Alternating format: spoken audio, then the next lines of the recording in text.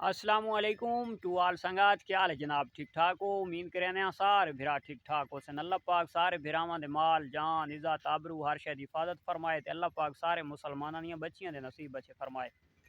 सवेरे सवेरे दा टाइम है जनाब। अज 2 दिन बाद टाइम लगा है इन्हों ग्रेजिंग करावन दा ते अज भी शहर दा चक्कर है। खैर मैं आख इन्हों सवेरे सवेरे चरवा गिना तो सब तो पहले दा विजिट होसी साडे शहर दा, क्योंकि माशाअल्लाह फार्म दी बिल्डिंग दा काम शुरू थी ना पिया अपना। ये इतनी सारा फार्म दा वड्डा नहीं ते वो केशे दा फिलहाल पहले तैयार थी ना पे, वो साडे रैबिट्स दा तैयार थी ना पे। कल इट्टां आईयां तो साडे कोल टिब्बे ट्रैक्टर वैन फस त्राए ट्रैक्टरां दे जोर मरा मरा के वो आखिर इट्टां अद्धियां उठाई लावनियां पो गईयां टिब्बे दुते ते अद्धियां गिन गया घर। अज जनाब वो भी सटवावनियां और इंशाअल्लाह बहुत जल्द काम शुरू थी वैसी। और आज भी उस सिलसिले के शार वहदे पे गाडर बांस पतला वगैरह, क्योंकि कच्ची छत पावनी है। कच्ची छत आज देनो भाई गर्मियों ठंडी ते सर्दियों गर्म होंगी है।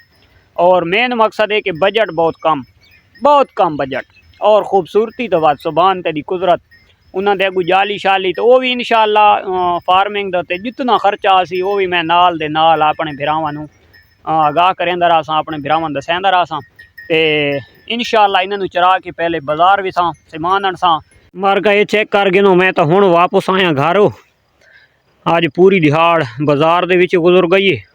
ते डाले जेड़े दो समान लोड थी होए बांस जाली सीमट और जड़ियाँ जड़ियाँ चीज़ां उस पर लोड थी हुई तो वो अजे तक पहुँच नहीं सका, लेकिन मैं मोटरसाइकिल ते हम तो मैं अल्हम्दुलिल्लाह पहुँच आया। तो अज अपनी तोती दी जनाब थोड़ी जी लूज मोशन में रही पई है, तबीयत गड़बड़ है। तो जिन्हें मैं अगे आदर आना दूसरे भिरावां भी भाई गंदम की वजह तो अगर पेचस लग वन जानवर नूं तो उन्होंने कुछ नहीं देवनी, सिर्फ देवना तो सरसों का एल देवना है या देवनी है तार के शीरी देवनी है, ताकि जानवर का अंदर भी साफ थी वे और जानवर फिटिंग वाले पास ही आवे। तो अज जनाब बहुत कीमती विलाग बनना आई वो आई सादा नहीं बन सका, क्योंकि अज पूरी दिहाड़ मसरूफियात दे विच गुजर गई है।